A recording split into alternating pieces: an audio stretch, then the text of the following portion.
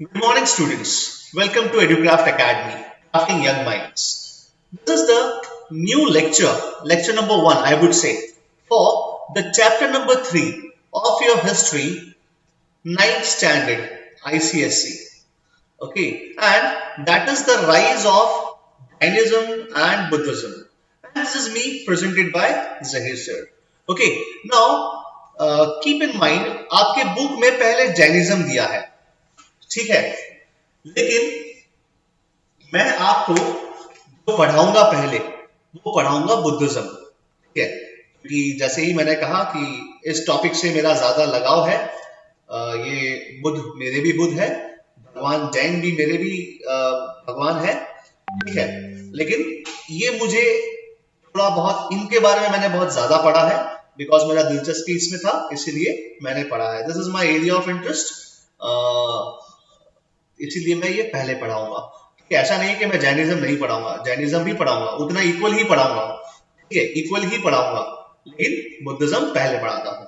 ठीक है, राइट, चलिए शुरू करते हैं। सबसे पहला जो टॉपिक है वो क्या है, कहा है यहां पर, क्या कहा है, reasons, the causes of the rise of Jainism and Buddhism in the 6th century before Christian era। ठीक है, मतलब लिखा है, वो मतलब क्या है कि हम देखे थे कि मॉडर्न जो हिंदुइज्म है वो तकरीबन हड़प्पन सिविलाइजेशन जो है 3000 से 2750 BC में था। ठीक है, उसके बाद हम देखे कि वैदिक काल शुरू हुआ, वैदिक पीरियड शुरू हुआ। वैदिक भी कैसा, प्री वैदिक एंड पोस्ट वैदिक, समझाया था, ये दोनों समझाया था, दोनों टॉपिक हमने अच्छे से समझा था। एक अलग बुक से समझा था और फिर आपके बुक से भी समझाया था। ठीक है, तो वैदिक एज खत्म होता है, राइट, यहां तक। और तकरीबन जीसस क्राइस्ट के बॉर्न होने से 600 साल पहले, सोचिए, अभी क्रिश्चियनिटी आया भी नहीं है दुनिया में, और इस्लाम तो कहेंगे कि 1400 साल बाद आया। ठीक है, राइट, मतलब हम बहुत, देखो ये टाइमलाइन है बेटा, समझ रहे हो टाइमलाइन क्या है, राइट, मैंने आपको समझाया था right from the first lecture, beginning में ही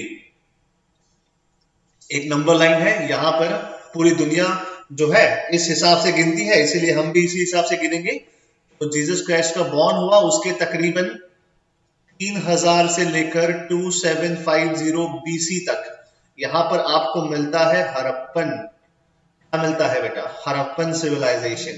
इसके बाद हम देखते हैं कि यही कहीं से, मतलब ऑलमोस्ट यही कहीं से शुरू होता है वैदिक एज, जो संडे आपका टेस्ट है, भूलिएगा मत, चैप्टर नंबर 2।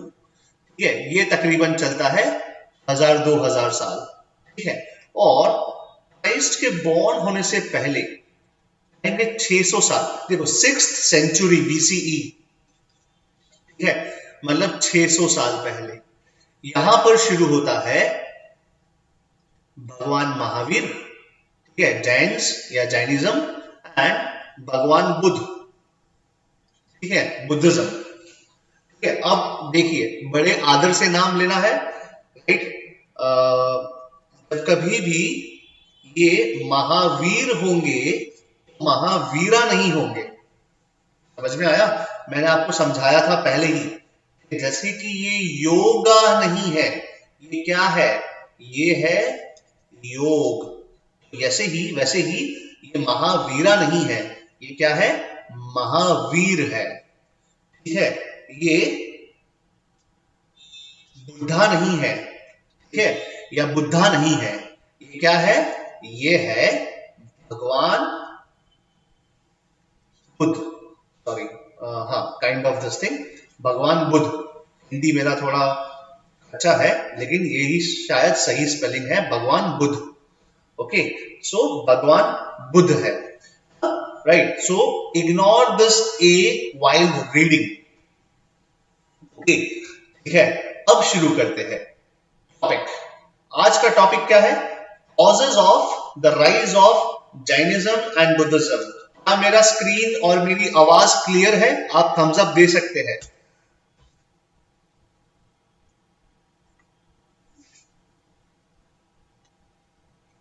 ओके ओके, ठीक है ठीक है। हम जो पहला टॉपिक पढ़ेंगे वो सिर्फ कॉजेस पढ़ेंगे। आज आपको मैं कॉज ही सिखाऊंगा, ठीक है, राइट। सेकंड जो लेक्चर आएगा शायद उसमें मैं आपको भगवान बुद्ध की कहानी सुनाऊं, और बहुत ही बढ़िया कहानी है, ठीक है। आज मुझे लेना था लेक्चर थोड़ा ज्यादा, लेकिन टाइम बहुत कम है। आई हैव सर ओनली, सुनी थी। सॉरी, सर भगवान बुद्ध की कहानी सेवंथ में भी सुनी थी। अच्छा अच्छा, ठीक है, ओके, ठीक है। चलिए, अब आइए देखते हैं। यहां से आपका जो बुक में जो लिखा है वो चीज शुरू होता है, ठीक है। क्या लिखा है यहाँ पर? वैदिक रिलीजन के बारे में बात। देखो यहाँ पर वैदिक रिलीजन कहा गया है, ठीक है, right. In the beginning of the Vedic religion और द ब्राह्मणिकल रिलीजन। क्या है ब्राह्मणिकल? मतलब क्या? ब्राह्मण, है ना, कहा ना, ब्राह्मण। यस। हम देखते हैं कि लेटर वैदिक एज में आते आते ब्राह्मणों का वर्चस्व बहुत ज्यादा हो जाता है, ठीक है। ब्राह्मण ही अपने आप को धर्म का ठेकेदार समझने लगता है, और बखूबी यही होता है। वी सॉ द कास्टिज्म कि सबसे पहले ब्राह्मण आएगा, है ना, फिर भाई क्षत्रिय आएंगे। और आपको जान के आश्चर्य होगा कि भगवान बुद्ध और भगवान महावीर, ठीक है, वो कौन थे? वो क्षत्रिय थे, ठीक है, ब्राह्मण के नीचे थे, मतलब सेकंड कास्ट था, ऐसा। ये वर्ण सिस्टम है, ये कास्ट सिस्टम है ना। ये बखूबी आपको सिखाया है। तो क्षत्रिय क्लैन से बिलोंग करते थे, ठीक है। बताऊंगा कौन से क्लैन से बिलोंग करते थे, वो सब कुछ समझाऊंगा। लेकिन अब यहां पर देखते हैं, in the beginning the Vedic religion, और we can say the Brahmanical religion was very simple, ठीक है। ये किसकी बात हो रही है? ये हो रही है प्री वैदिक एज की बात हो रही है। इन द बिगिनिंग, है ना, pre Vedic age. And it was very easy to understand it. धर्म को समझना बहुत ही आसान था। किस काल में? प्री वैदिक काल में। ये हम सब कुछ समझ चुके हैं, ठीक है। लेकिन धीरे धीरे, ठीक है, बहुत सारे डिफेक्ट्स, नेगेटिव चीजें आने लग गई। एंड किस में आने लग गई? ये वैदिक एज में। अब कहेंगे पोस्ट वैदिक एरा में क्या हुए? बहुत सारे डिफेक्ट्स आने लगे, नेगेटिव चीजें आने लग गई, ठीक है। And this religion became very complex, ठीक है। मतलब यहां पर क्या था? पहले वेरी सिंपल था, भाई समझना बहुत आसान था। हमको ये करना है, हमको नेचर गॉड्स को वर्शिप करना है, हमको ये सब करना है, घर में ही हमें पूजा पाठ करनी है, ये सब होना है। लेकिन जब पोस्ट वैदिक एरा आता है, ठीक है, तो क्या हो जाता है? ये रिलीजन बहुत ही कॉम्प्लेक्स हो जाता है, आसानी से लोगों की समझ में नहीं आता। बस साथ ही साथ बहुत ही एक्सपेंसिव हो जाता है ना, ठीक है, राइट। और जो निचले वर्ग के लोग हैं, जो वर्ण सिस्टम में जो गरीब लोग थे, वो ये कॉम्प्लेक्स सिस्टम को और एक्सपेंसिव सिस्टम को नहीं समझ पा रहे थे। In the 6th century BCE, है ना, भगवान बुद्ध के एरा में, द कॉमन पीपल, देखो कौन? कॉमन पीपल, हम और आप जैसे लोग, began to feel its weight, ठीक है, भार लगने लगा उनको, ठीक है। बोला कि भाई अब ये कॉम्प्लेक्स रिलीजन और एक्सपेंसिव रिलीजन क्या है? हमारे लिए एक भार है। किसके लिए? कॉमन पीपल के लिए, ठीक है। And pine for a simple religion, और उनकी आकांक्षाएं क्या थी? बोले हमें एक सिंपल रिलीजन चाहिए, एक अच्छा रिलीजन, जहां पर हम ब्राह्मणवाद से कहेंगे कि एक्सपेंसिवनेस से, इस कॉम्प्लेक्स सिस्टम से हमें आजादी चाहिए। और इसीलिए they pine for what? Simple religion which could be easily understood by them and easily add up myself, easily to be followed, ठीक है, इजिली उसको फॉलो कर सके, ऐसा रिलीजन चाहिए। और इसीलिए this resulted in the rise of two new sects. Sect का मतलब पार्ट, ठीक है, in the form of Jainism and Buddhism. Some of the main causes which were responsible for the rise of these new religions are narrated below. समझ में आया ये slide? Give me a thumbs up. Doubt है यहां तक?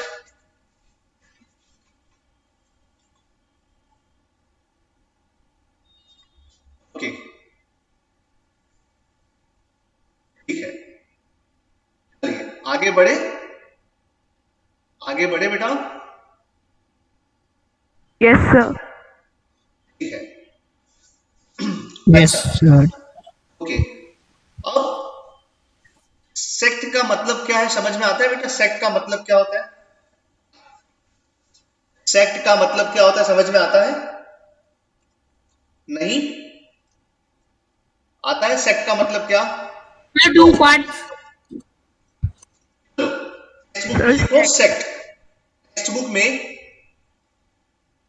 लिखो इसका meaning. हाँ, group of people of different religion. Yes yes, लिखिए टेक्स्ट बुक में अ group of people with somewhat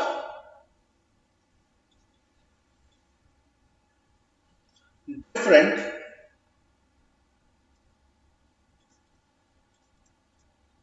religious beliefs.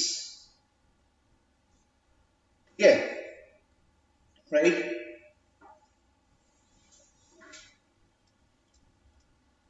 From those of a larger group to which they belong. बोला है कि ऐसे लोग जिसकी रिलीजियस बिलीफ्स अलग है। किससे अलग है? तो एक लार्जर ग्रुप से अलग है, उसको हम सेक्ट कहेंगे। जैसे यहां पर वैदिक रिलीजियन से दो नए सेक्ट बने, ठीक है, that is Jainism and Buddhism. ये लोग पहले कहां थे? ये लोग पहले इसी लार्जर ग्रुप का हिस्सा थे, ठीक है।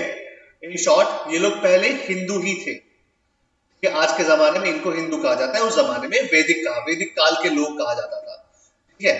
तो ये लार्जर ग्रुप है, ये कैसा ग्रुप है? लार्जर ग्रुप है। लेकिन a group of people which are having some different religious belief, different क्या है इनकी? रिलीजियस बिलीफ है, other than the larger group which they belong. ये बिलोंग तो वहीं से करते हैं, लेकिन इनकी रिलीजियस बिलीफ्स अलग अलग है। आई होप आप लोगों ने लिख लिया होगा। ओके, चलिए अब मैं नेक्स्ट जो टॉपिक है वो समझने की कोशिश करते हैं। क्या है, क्या लिखा है? कुछ कॉजेज है जो हमें पढ़ने हैं और वो नरेटेड बिलो है, ठीक है। चलिए देखते हैं क्या है आगे। सबसे पहला, complications and ritualism in Hinduism आ गया, ठीक है, पहला। और मेरा डिस्क्लेमर याद रखिएगा, डिस्क्लेमर क्या था वो याद रखना है, ठीक है, ओके। उसको परे रखकर आपको समझना है, उसको दूर रख लीजिए, अभी दिमाग से सब कुछ निकाल लीजिए। आप एक स्टूडेंट है और उसकी तरह ही हमें पढ़ना है। द फर्स्ट इंपॉर्टेंट कॉज, ठीक है, that led to the rise of new religious movements like Buddhism and Jainism was that the Vedic religion had become very complicated, ठीक है। जो वैदिक रिलीजन था, खास करके जो पोस्ट वैदिक एरा था, उसका जो रिलीजन है वो क्या बन गया था? बहुत ही कॉम्प्लेक्स, जो आम लोगों के समझ से बाहर था। It had failed to satisfy the needs of the common masses. ठीक है, मतलब यहाँ पर जो उनकी जो बेसिक नीड्स थी, ठीक है, उससे वो सेटिस्फाइड नहीं थे इस रिलीजन से। Hence, they were after some simple faith, और ये जो कॉमन पीपल थे, ठीक है, ये किसकी तलाश में थे?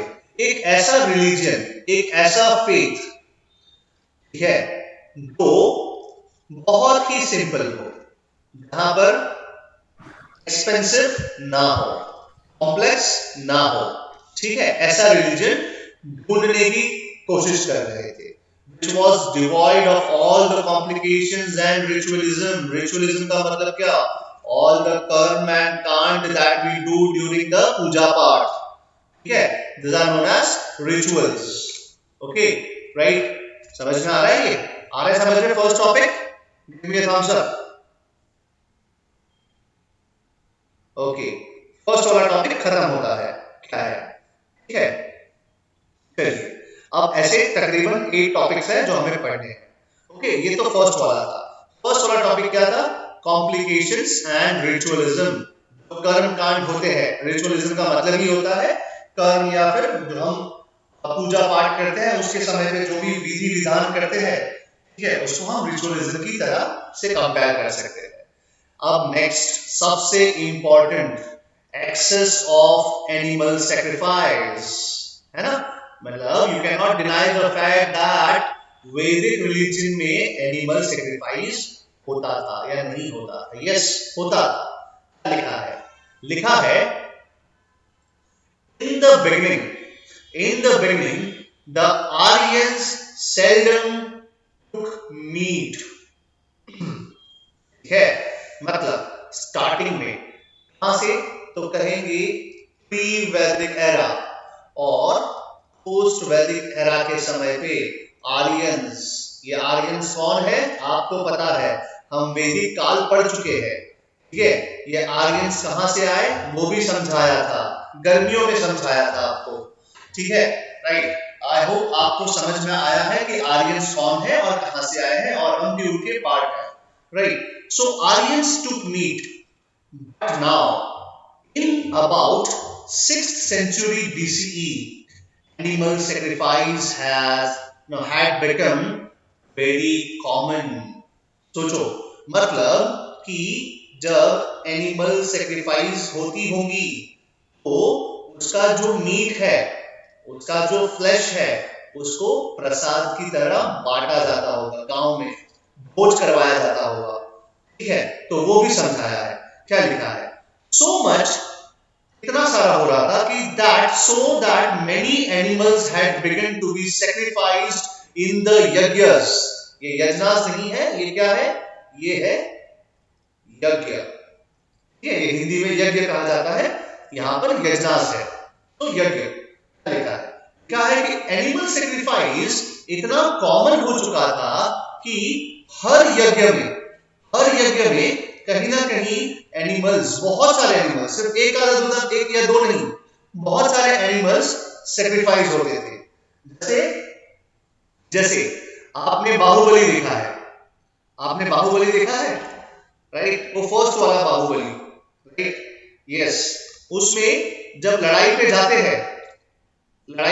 हैं तो क्या करता है Bhallaladeva, I don't know the name of the villain, Bhallaladeva ही था शायद, वो क्या करता है, वो बुल को काटता है, कोई बड़ा सा ब्लैक कलर का बफेलो होता है, यस, वो बड़ा सा ब्लैक कलर का बफेलो होता है, वो काटता है, ठीक है, क्यों? जस्ट एज एन आशीर्वाद, है ना, कि जो वॉर लॉर्ड है, बल्ली चलाना है ना सर? सॉरी सर, बलि चढ़ाना। हाँ, बलि चढ़ाना, वही सेक्रीफाइस करना ना, हम सेक्रीफाइस की तो बात कर रहे हैं, क्यों? आशीर्वाद के लिए, गुड वुमेन के लिए, भगवान से आशीर्वाद लेने के लिए कि हमारी विजय हो, इसीलिए हम क्या कर रहे हैं, हम जो है सेक्रीफाइस करते हैं बुल को, ठीक है, वो भल्लाल देव सेक्रीफाइस करता है, लेकिन बाहुबली क्या करता है? बाहुबली क्या करता है? he doesn't believe in that in the sacrificial ceremony. वो क्या करता है? अपने अंगूठे से काटकर लहू जो है तलवार को भेंट करता है ना? यस यस, ठीक है। तो कहीं ना कहीं हम देखते हैं, क्या देखते हैं? देखो सिनेमा जो है कहीं ना कहीं वो परछाई है। किसकी परछाई है? हमारे समाज की परछाई है, हमारे हिस्ट्री की परछाई है, ठीक है। तो सेक्रीफाइस होता है, क्या होता है? सेक्रीफाइस। समझ में आया? राइट। क्यों भाई? लड़ाई के पहले सेक्रीफाइस करना है, कुछ हो उसके पहले सेक्रीफाइस करना है। सो एनिमल सेक्रीफाइस बहुत ही ज्यादा प्रिवेलेंट था। देखो क्या लिखा है? लिखा है कि animal sacrifice had become very common, so much so that many animals had begun to be sacrificed in the yajnas which were otherwise considered to be very sacred. Sacred का मतलब क्या है यहाँ पर? होली, पवित्र, ठीक है। मतलब ये पवित्र रिचुअल होता था, राइट? ठीक है। अब क्या लिखा है? Sometimes not one but many animals were sacrificed. एक नहीं, एक से ज्यादा बहुत सारे एनिमल्स सेक्रीफाइस किए जाते थे। अब देखिए क्या लिखा है? लिखा है the common people did not like such a religion anymore. ठीक है। क्यों? क्योंकि अंगूर खट्टे हैं। क्या है? अंगूर खट्टे हैं। क्यों? क्योंकि if you can't afford such a sacrifice, that means what? That means अंगूर खट्टे हैं, ठीक है भाई, हम अफोर्ड नहीं कर पाते क्योंकि हम कौन है? हम कॉमन पीपल है, इसीलिए शायद। और अगर सेक्रीफाइस नहीं करोगे तो क्या किया जाएगा? समाज से बाहर निकाला जाएगा, सब आपको आइसोलेट कर देंगे। तो कॉमन पीपल ने क्या सोचा? बोले ऐसा रिलीजन ही कुछ काम का नहीं है, चलिए कहाँ जाते हैं? जाते हैं बुद्धिज्म में, हमें नया रिलीजन चाहिए भाई, जाते हैं जैनिज्म में, ठीक है, जहां पर सेक्रीफाइस ना हो, जहां पर कॉम्प्लिकेशंस ना हो, जहां पर वर्ण सिस्टम ना हो, वहां जाते हैं। ओके, समझ में आया सेकंड टॉपिक? सेकंड टॉपिक समझ में आया बेटा? मुझे थम्स अप। बहुत ही आराम से जा रहा हूं, बहुत ही आराम से जा रहा हूं ताकि आपको समझ में आए। ओके ओके, ठीक है ठीक है। चलिए अब आगे देखते हैं। थर्ड क्या लिखा है? एक्सपेंसिव रिलीजन, ठीक है। मतलब क्या है कि जो वैदिक रिलीजन था, it had become very expensive. The performance of yajna was regarded as a sacred duty of each householder, ठीक है। मतलब जो यज्ञ करवाना है वो तो करवाना ही है, क्योंकि ऊपर कौन बैठा है? ऊपर बैठा है ब्राह्मण, ठीक है। ब्राह्मण को दक्षिणा देनी है, ठीक है। 500 से काम नहीं चलेगा। I am just see again, disclaimer याद रखिएगा, ठीक है। डिस्क्लेमर याद रखिएगा। आई am not pointing out a particular, don't get offended, ठीक है। चलिए कुछ नहीं, तो ब्राह्मण को याद करिए। जब ब्राह्मण को याद करेंगे, ब्राह्मण को क्या कहते हैं, दक्षिणा देंगे तो पुण्य मिलेगा, तो यज्ञ करवाइए। अब यज्ञ करवाइएगा तो क्या करना पड़ेगा? सेक्रीफाइस करना पड़ेगा। यज्ञ करवाइए तो गांव के लोगों को खाने पे बुलाना पड़ेगा। यज्ञ करवाइएगा तो क्या होगा? अपने रिश्तेदारों को गिफ्ट देना पड़ेगा आज के जमाने में, या कवर देना पड़ेगा आज के जमाने में। भाई खर्चा ही खर्चा है। सत्यनारायण की कथा रखवाइए। See I am not pointing out anything, okay, let me continue here, ठीक है। तो यहां पर देखिए क्या लिखा है? क्या है? द परफॉर्मेंस ऑफ द यज्ञ was regarded as a sacred duty of every householder, ठीक है। यज्ञ करवाना एक पुण्य का काम है, लेकिन यज्ञ करवाने में जो खर्चा होता है, ठीक है, वो बेचारा आम आदमी नहीं अफोर्ड कर सकता। अंबानी तो अफोर्ड करेगा भाई। अंबानी के पास क्या है? अंबानी के पास बहुत पैसा है, 27 माले का उसके पास घर है, ठीक है। लेकिन हम और आप जैसे लोग, ठीक है, जो 2 BHK में रहते हैं, जो 1 BHK में रहते हैं, हम अफोर्ड नहीं कर, उस समय की बात कर रहा हूं मैं, ठीक है। ओके, सो क्या लिखा है? But while the rich could easily afford it, the masses, masses मतलब कौन, जो मेजॉरिटी पीपल है, जो बेचारे कॉमन पीपल है, जो पुअर है, जो गरीब है या जो निचले वर्ग के लोग हैं, ठीक है, right? The masses could not possibly perform such expensive sacrifices, hence they revolted against their own religion, ठीक है, right.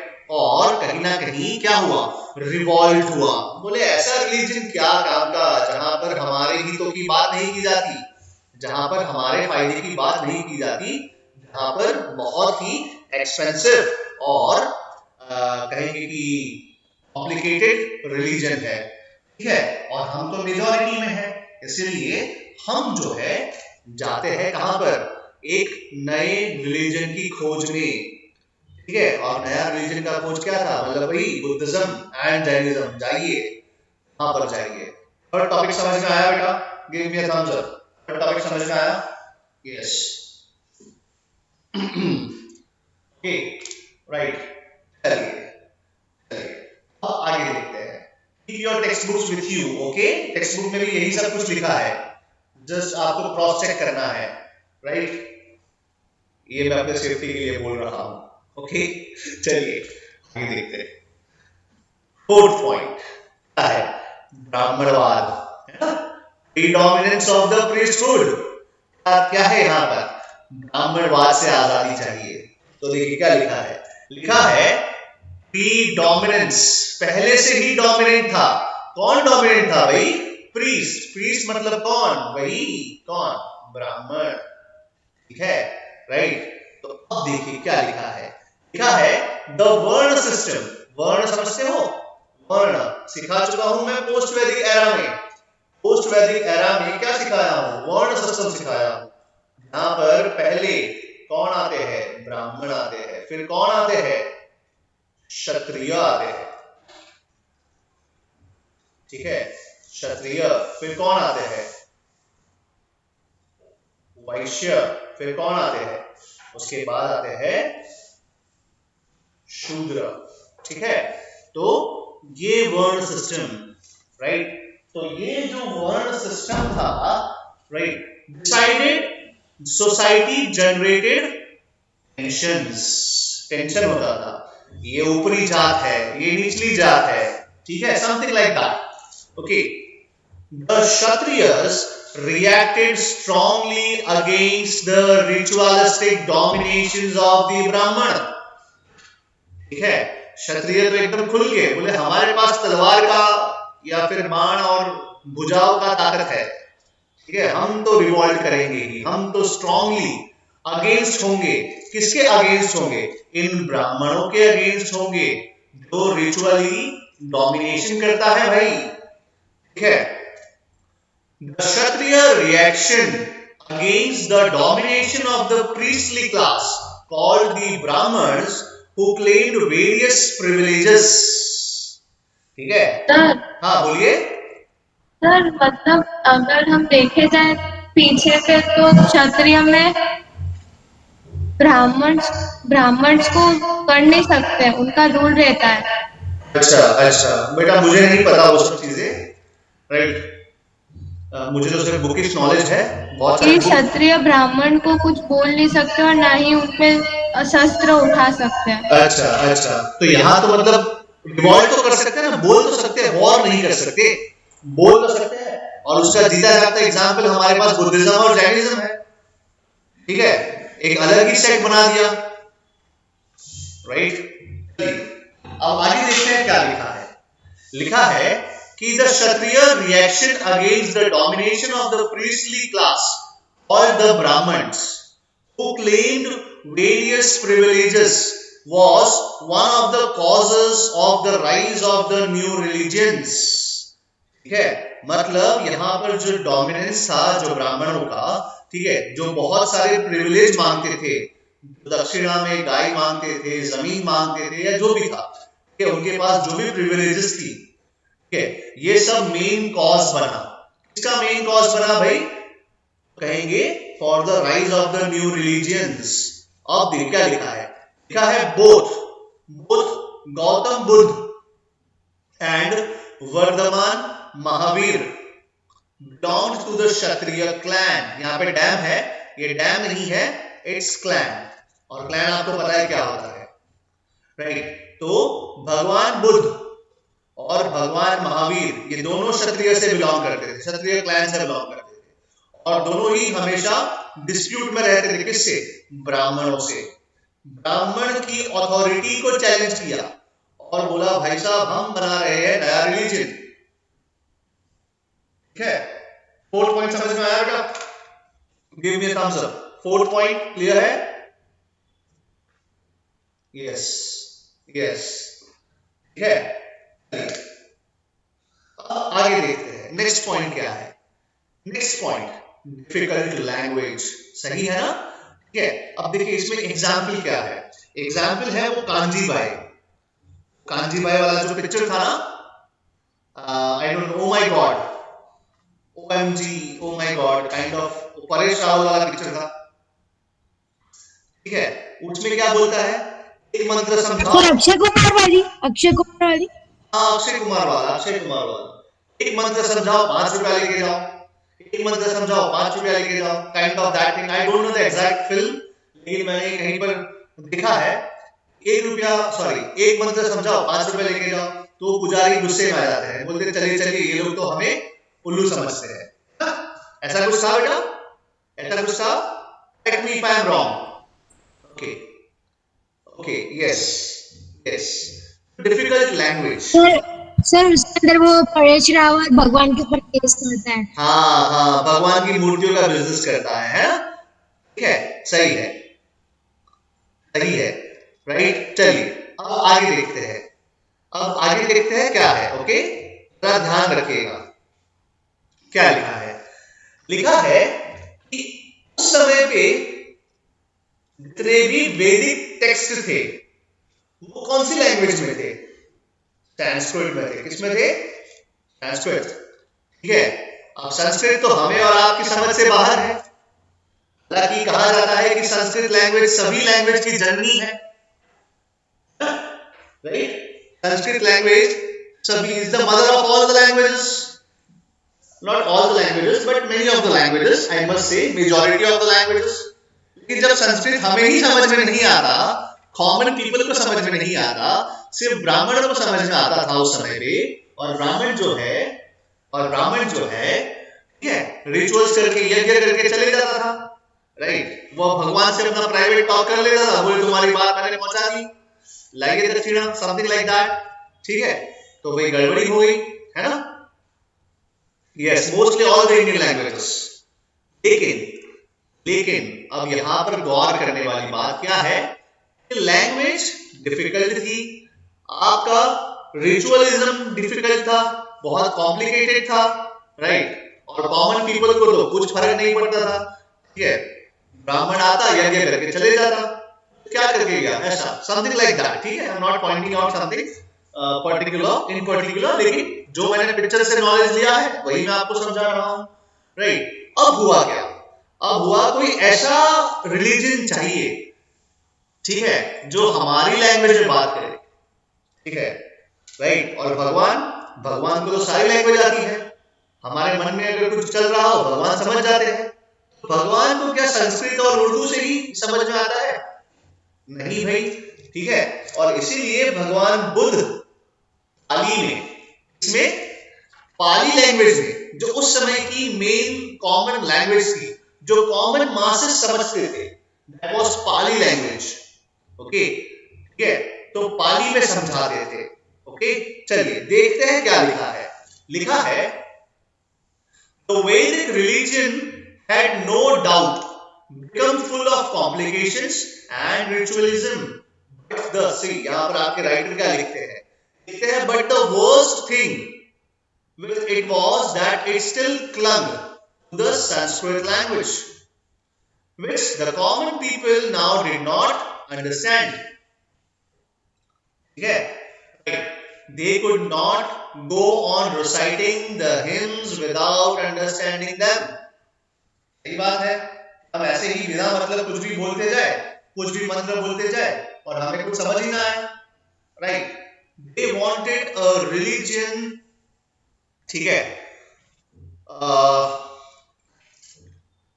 wanted a religion whose literature would be in the language they could easily understand. और बोला कि हमें ऐसा religion चाहिए या ऐसा रिलीजन के जो टेक्स्ट है, जो लिटरेचर है, वो चाहिए जो हमारी कॉमन लैंग्वेज या हमारे लोकल लैंग्वेज में हो। इसलिए भगवान बुद्ध कौन सी लैंग्वेज में समझाते थे? पाली लैंग्वेज में समझाते थे। ठीक है, फिफ्थ पॉइंट क्लियर है? Give me a thumbs up.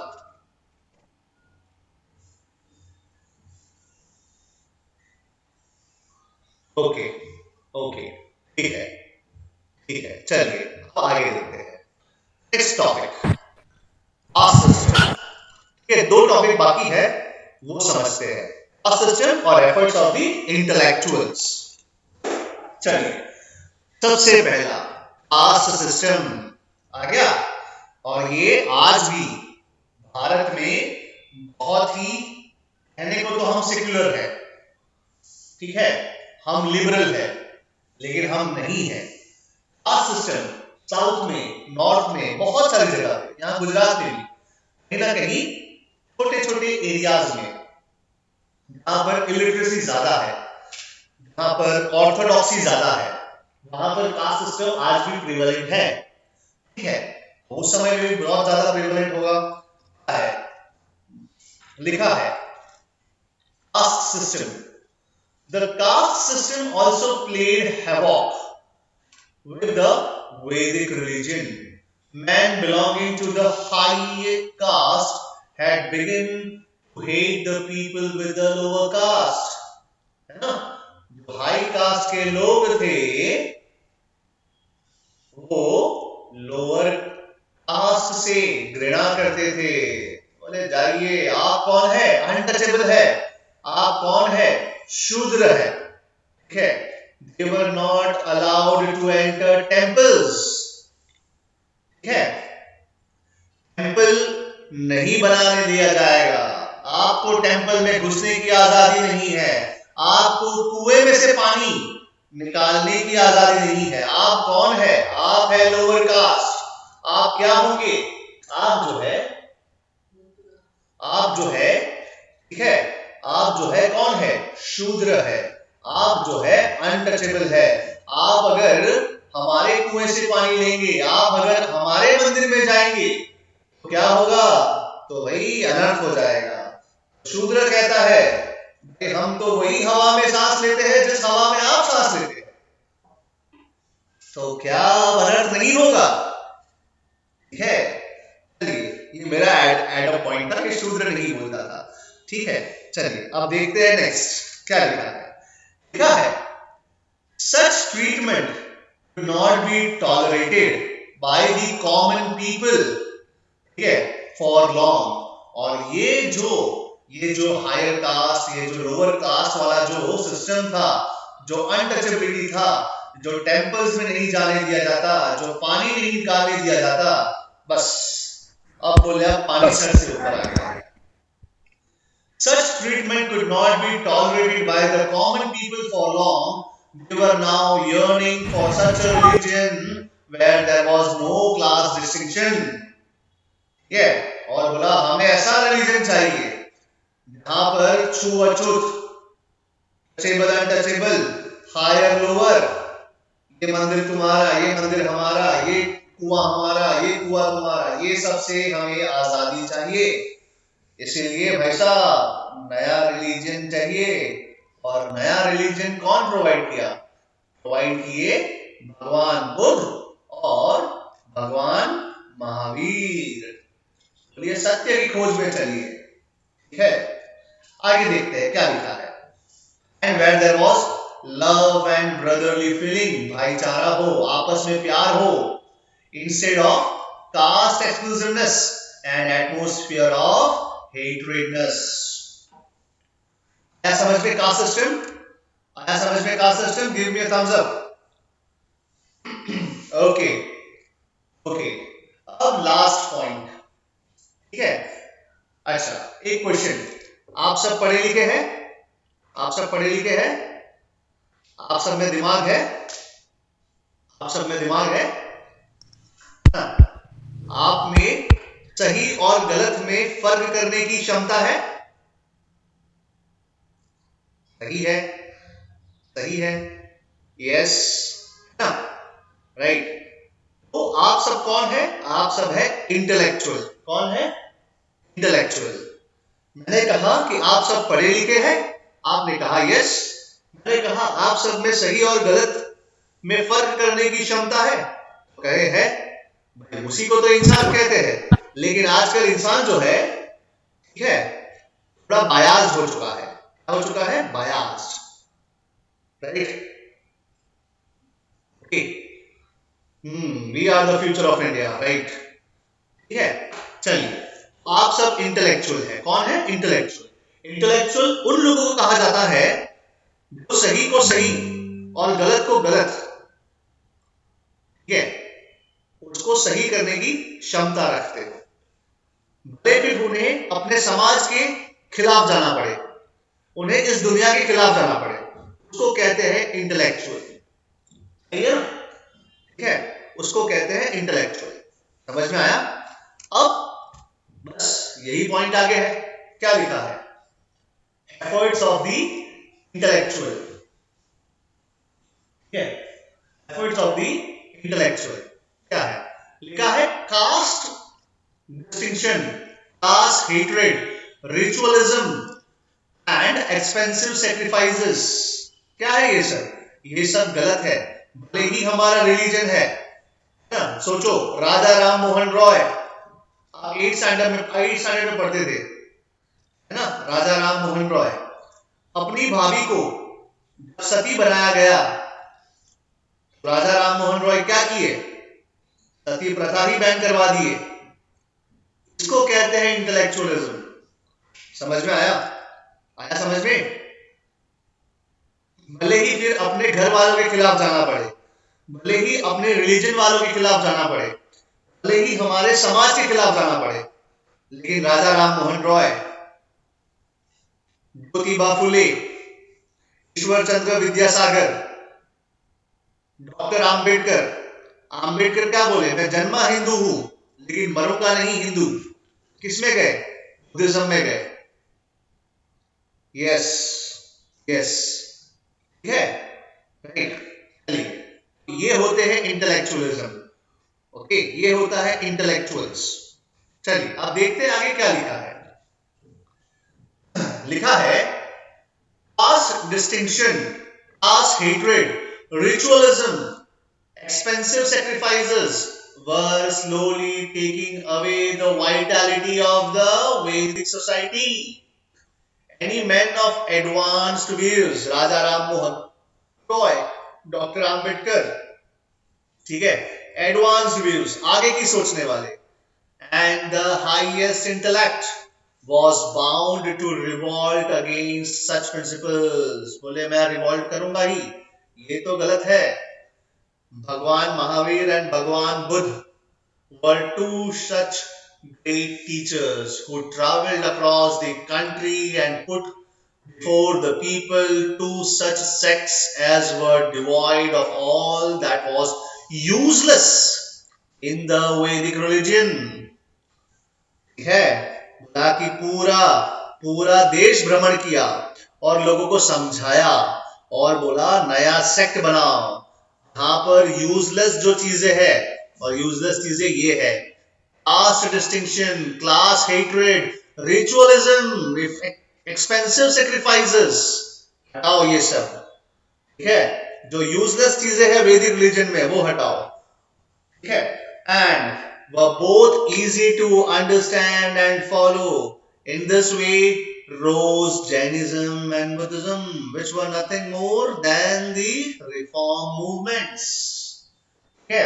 समाज में सुधार चाहते थे, समाज में सुधार नहीं कर पाए, इसीलिए क्या हुआ? नया रिलीजन ही बना लिया, राइट। ओके, चलिए, समझ में आया? आया समझ में? एक पूरा टॉपिक खत्म हुआ, ठीक है, राइट। Stay here only.